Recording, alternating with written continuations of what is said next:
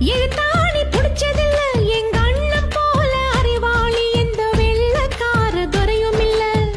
நம்பியார மீசதா எம்ஜிஆர மனசுதா இவ பாசக்கார தெப்பந்தா வாழும் இடம் குப்பந்தா. ஜோரம் வந்து நான் கிடந்தா பத்தியந்தா இவ இருப்பா பைத்தியமா தவிச்சிடுவா.